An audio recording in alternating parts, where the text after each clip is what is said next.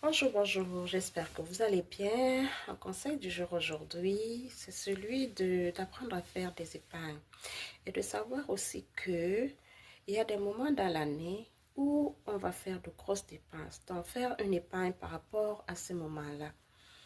Il y a notamment en termes de grands moments de l'année, il y a le moment des vacances où il faut penser à aller aux vacances, aller en vacances et aussi préparer la rentrée de ses enfants pour les gens qui ont des enfants.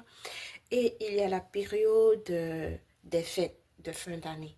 Ça prend beaucoup d'argent à ces moments-là, mais n'attendez pas le dernier mois pour pouvoir dépenser de l'argent ou chercher à avoir de l'argent. C'est qu'il faudrait commencer dès le début d'année à mettre de côté un tout petit peu pour chacun des programmes, soit les vacances, la rentrée scolaire des enfants et les fêtes de fin d'année. Donc, pour chacune de vos payes, vraiment de mettre de côté un petit montant. Si vous avez une paye, disons, de 1000 $ par exemple, mettez même de côté un 50 $.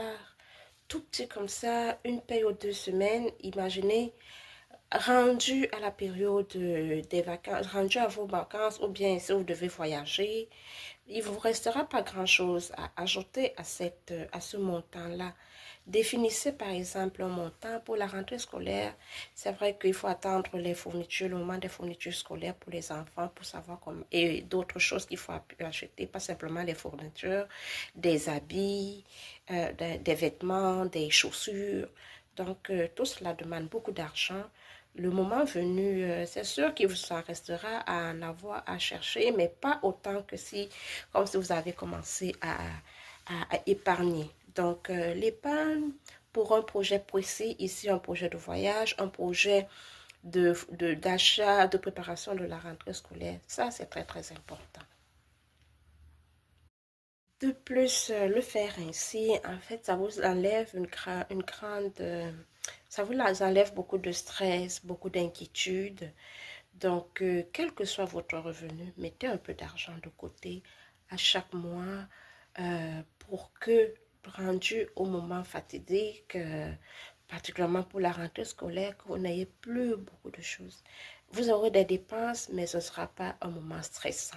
Vous ne vous sentirez pas dans le rouge, vous ne vous sentirez pas... euh, vous n'aurez pas mal au cœur, comme on dit souvent facilement, à